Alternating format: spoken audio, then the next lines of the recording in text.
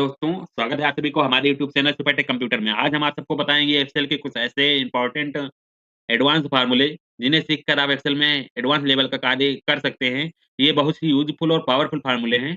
चलिए बात करते हैं अपने पहले फ़ॉर्मूले की। आप देख सकते हो हमारे पास जो पहला फ़ॉर्मूला है, वो है एबीएस फ़ॉर्मूला। एबीएस फ़ॉर्मूला करता क्या है, मतलब जब संख्याएँ होती हैं, उन संख्याओं में से हमें माइनस को, जो संख्याएँ हैं नेगेटिव उन्हें पॉज़िटिव में करना होता है, तो हम ये क्या करते हैं, एबीएस फ़ॉर्मूला यूज़ करेंगे। एबीएस फ़ॉर्मूला डाटा में से माइनस के सिंबल को हटा देता है, मतलब उस संख्याओं को प्लस में कन्वर्ट कर देता है। तो जैसे यहाँ पे इक्वल टाइप करेंगे, इक्वल टाइप करने के बाद एबीएस टाइप करेंगे, एबीएस टाइप करने के बाद इस सेल को सेलेक्ट करेंगे, एंटर करेंगे और एंटर कर देने के बाद जैसे हम इसे ड्रैग करेंगे, आप देख सकते हो यहाँ पे जो भी संख्याएँ माइनस में थी, वो यहाँ पे प्लस में आ गई हैं। मतलब एबीएस फ़ॉर्मूला माइनस संख्याओं को प्लस में कन्वर्ट कर देता है। बात करते हैं अपने दूसरे फ़ॉर्मूले की, तो दूसरे जो हमारे जो फ़ॉर्मूले हैं, वो फ़ॉर्मूला है एवरेज एंड एवरेज ए, मतलब एवरेज फ़ॉर्मूला और एवरेज ए फ़ॉर्मूला। एवरेज फ़ॉर्मूला करता क्या है? एवरेज फ़ॉर्मूला केवल नंबर का एवरेज निकालता है। जैसे यहाँ पे आप देख सकते हो 9 कॉलम में 9 रो में डाटा लिखा हुआ है और ये एवरेज क्या करेगा? केवल नंबर का एवरेज निकालेगा। एवरेज ए नंबर और टेक्स्ट सबका एवरेज निकाल के बताता है। तो एवरेज ओनली नंबर के लिए एवरेज निकालता है, एवरेज ए नंबर और टेक्स्ट दोनों का निकालता है। समझ गए होंगे आप। कैसे निकालेगा? यहाँ पे इक्वल टाइप करेंगे, इक्वल टाइप कर देने के बाद एवरेज टाइप कर देंगे। एवरेज टाइप कर देने के बाद यहाँ पे हम अपना जो टोटल है जिसका एवरेज निकालना है, वो अमाउंट सेलेक्ट कर लेंगे, ऑल डाटा इंटर कर देंगे और उसका एवरेज यहाँ पे निकल के आ जाएगा। बात करते हैं एवरेज ए की, तो एवरेज ए निकालने के लिए हम यहाँ पे एवरेज ए फ़ॉर्मूला टाइप कर देंगे। एवरेज ए फ़ॉर्मूला टाइप कर देने के बाद यहाँ पे हम अपने डाटा को सिलेक्ट कर लेंगे, सिलेक्ट कर लेने के बाद इंटर कर देंगे। आप देख सकते हो यहाँ पे रिज़ल्ट पे, मतलब एवरेज क्या होता है? एवरेज होता है औसत या प्रतिशत प्रतिशत, मतलब जो एवरेज होता है वो औसत होता है। औसत क्या होता है? जैसे आप लोग कोई सामान खरीदते हो, 10-12 सामान आप खरीदते हो, कोई आपसे पूछ लेता है कि ये सामान आपका कितने का पड़ा है? तो आप क्या करते हो, लगभग में उसका अमाउंट बता देते हो। मतलब जैसे कोई सामान 2000, कोई 2200, कोई 2400, कोई 2500, कोई 1500, कोई 1800 का है, तो आप बता देते हो लगभग सामान हमारा 2-2 हज़ार रुपए का लगभग सामान पड़ा हुआ है। वो होता है औसत। औसत ही निकालने के लिए जब हम डाटा में से केवल नंबर का एवरेज निकालना है, ओनली नंबर और टेक्स्ट दोनों लिखे हुए हैं, तो एवरेज क्या करेगा, ओनली नंबर का एवरेज निकालेगा। लेकिन एवरेज ए क्या करेगा, नंबर और टेक्स्ट दोनों मिला के एवरेज निकालेगा। मतलब जैसे यहाँ पे 9 रो में लिखा हुआ है, तो जब एवरेज निकालेंगे तो ये एवरेज क्या करेगा, केवल 8 में वैल्यू है तो 8 ही से डिवाइड करेगा टोटल अमाउंट को। लेकिन एवरेज ए क्या करेगा, 9 वैल्यू में लिखा हुआ है, 9 रो में लिखा हुआ है, 9 सेल में लिखा हुआ है, तो ये 9 से डिवाइड करेगा। उम्मीद है आपको एवरेज फ़ॉर्मूला और एवरेज ए फ़ॉर्मूला बिल्कुल समझ में आ गया होगा। बढ़ते हैं अपने अगले फ़ॉर्मूले की, जो अगला जो हमारा फ़ॉर्मूला है, इसमें आप सबको बताया जाएगा एवरेज इफ और एवरेज इफ फ़ॉर्मूला। बात करते हैं एवरेज इफ फ़ॉर्मूला करता क्या है? मतलब जब एवरेज इफ करेगा क्या, जब हमें केवल एक ही कंडीशन पे फ़ॉर्मूला लगाना हो।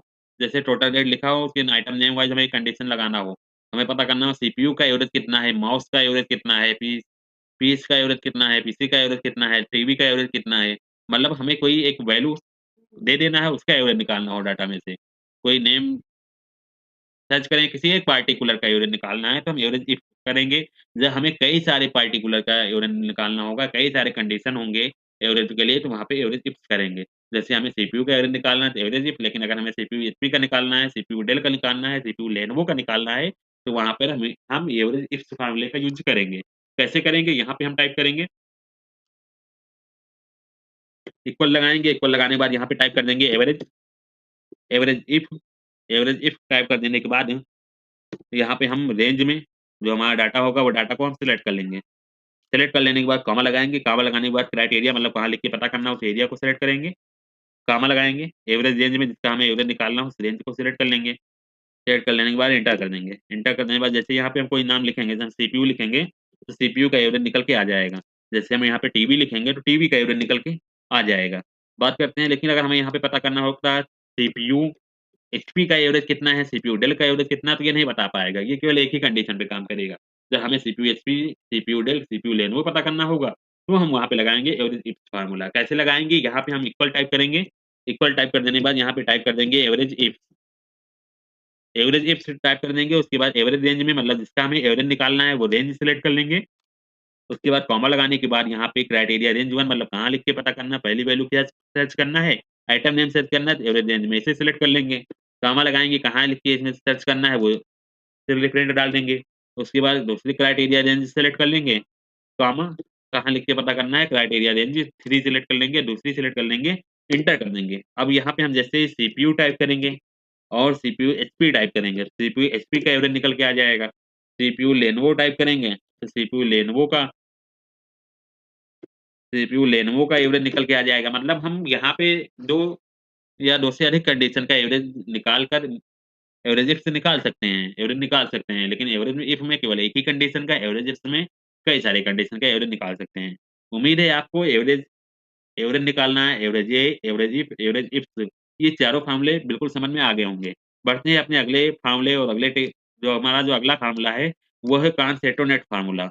कॉन्सैटोनेट फ़ॉर्मूला करता क्या है, ये एक ही अलग-अलग कॉलम में लिखे हुए डाटा को एक ही सेल में ऐड करता है। मतलब जब कोई डाटा होता है वो अलग-अलग कॉलम में लिखा हुआ होता है या अलग-अलग सेल में लिखा हुआ होता है, उसे जब एक सेल में करना होता है तो हम लगाते हैं कॉन्सैटोनेट फ़ॉर्मूला। कैसे लगाएँगे? इक्वल टाइप करेंगे, इक्वल टाइप कर देने के बाद यहाँ पे हम फ़ॉर्मूला टाइप कर देंगे कॉन्सैटोनेट और टाइप कर देंगे। यहाँ पे हम जैसे ही कॉमा लगाएँगे उसके बाद कॉमा लगाएँगे, यहाँ पे हम कॉमा लगाते हुए फिर इसे सेलेक्ट कर लेंगे, फिर कॉमा लगाएँगे, इसे सेलेक्ट कर लेंगे, एंटर कर देंगे। आप देख सकते हो सारे डाटा होंगे, ये सारे नेम जो है वो एक ही सेल में आ गए होंगे। यहाँ पे एक ही सेल में लिख के आ गया होगा। और हम यहाँ पे नेम के बीच में स्पेस भी देना चाहते हैं, तो हम यहाँ पे करेंगे क्या,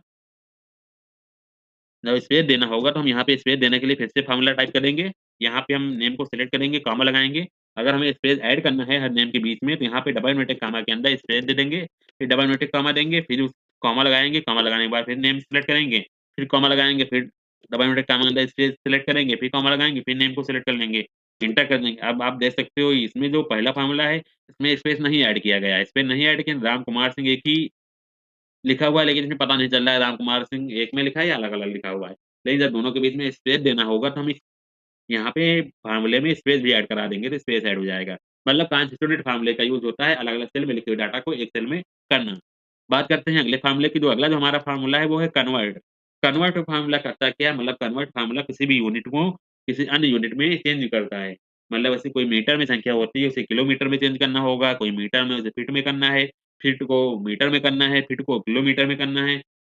ठीक है? मतलब मिलीमीटर को केजी में, केजी को ग्राम में, मतलब एक यूनिट के दूसरी यूनिट में उसे कन्वर्ट करना है। तो हम क्या करते हैं, वहाँ पे हम यूज़ करते हैं कन्वर्ट फ़ॉर्मूले का। आप देख सकते हो एग्ज़ाम्पल में मीटर में संख्या लिखी हुई है, उसे फीट में कन्वर्ट करना बताया गया है। कैसे होगा? इसके लिए हम यहाँ पे इक्वल टाइप करेंगे, यहाँ पे फ़ॉर्मूला टाइप कर देंगे कन्वर्ट। कन्वर्ट फ़ॉर्मूला टाइप कर देने के बाद हम यहाँ पे टाइप कर देंगे। उसके बाद नंबर फॉर्म में अपना जो नंबर होगा उसे सेलेक्ट कर लेंगे। फिर यहाँ पर पूछ रहा है फार्म यूनिट, मतलब उसकी जो यूनिट क्या है? वास्तविक यूनिट की उसकी क्या है? मतलब यहाँ पे जो संख्या हमने सेलेक्ट किया है, उसकी यूनिट क्या है? उसकी जो पुरानी यूनिट है वो है मीटर। तो मीटर के लिए हम यहाँ पे एम टाइप कर देंगे, कॉमा लगाएँगे, फिर डबल इनवर्टेड कॉमा में न्यू यूनिट, मतलब इसमें कन्वर्ट करना है, फिट में करना है तो यहाँ पे फिट टाइप कर देंगे डबल इनवर्टेड कॉमा के अंदर। आप देख सकते हो इसके नीचे डायलॉग बॉक्स ओपन हो जाता है यूनिट के लिए। तो ये जो होता है ये विंडो 10 में होता है और एमएस ऑफिस की 2007 के ऊपर में वो वर्ज़न में होता है, 2007 में ये नहीं है।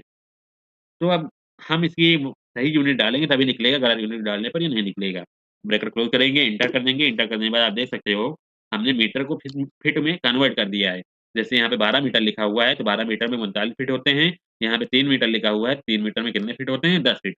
बात करते हैं अपने अगले फ़ॉर्मूले की, जो अगला हमारा जो फ़ॉर्मूला है इसमें बताया गया है count formula, count, counta, count blank. मतलब काउंट फ़ॉर्मूला क्या करता है, जब डाटा बना होता है, उस डाटा में से हमें कुछ नंबर को काउंट कराना होता है, तो हम क्या करते हैं, काउंट फ़ॉर्मूले का यूज़ करते हैं। जब नंबर और टेक्स्ट दोनों को काउंट कराना होता है, तो काउंट ए फ़ॉर्मूले का यूज़ करते हैं। लेकिन जब खाली सेल को काउंट कराना होगा, तो हम वहाँ पे काउंट ब्लैंक फ़ॉर्मूले का यूज़ करेंगे। आप देख सकते हैं हमारे पास ये डाटा बना हुआ है।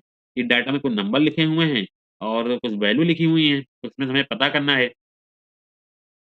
जैसे हम यहाँ पे सेलेक्ट किया, इक्वल लगाया, इक्वल लगाने के बाद यहाँ पे फ़ॉर्मूला टाइप कर देंगे काउंट। काउंट फ़ॉर्मूला टाइप करके जैसे अपना डाटा सेलेक्ट करेंगे, एंटर करेंगे, ये हम मान लेते हैं ये पूरा डाटा सेलेक्ट करते हैं। पूरा डाटा सेलेक्ट कर लेंगे, सीरियल नंबर, नेम, हेडिंग सब। तो जितने भी ये लिखा हुआ है, इसमें एंटर करेंगे, जैसे ये काउंट करके बता देगा कितने नंबर लिखे हुए हैं।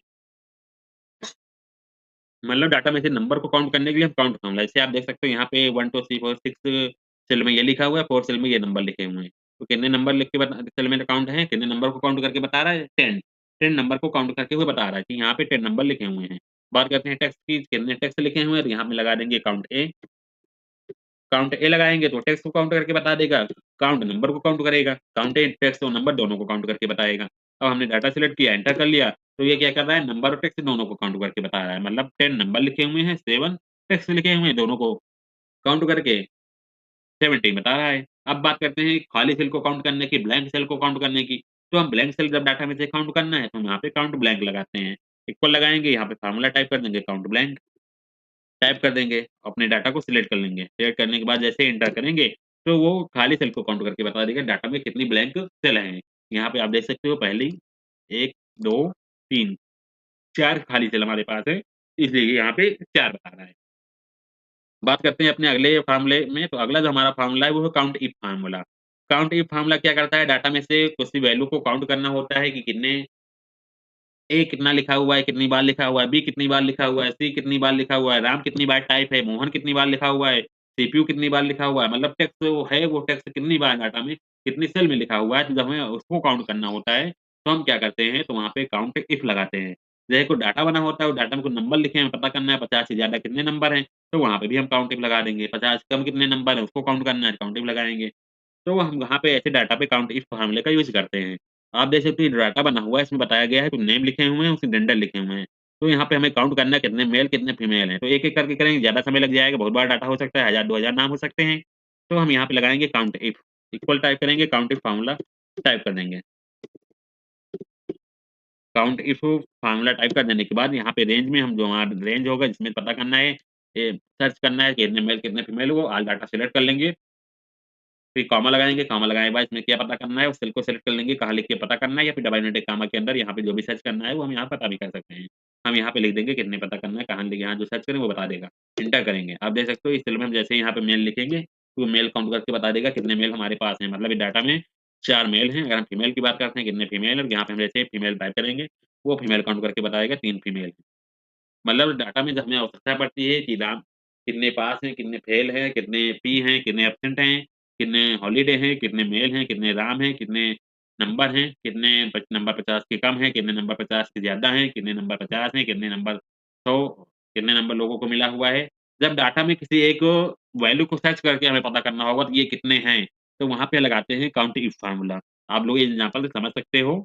ऐसे ही आगे वाली वीडियो में आपको काउंट इफ के और इफ्स के बहुत सारे फ़ॉर्मूले समझाए जाएँगे।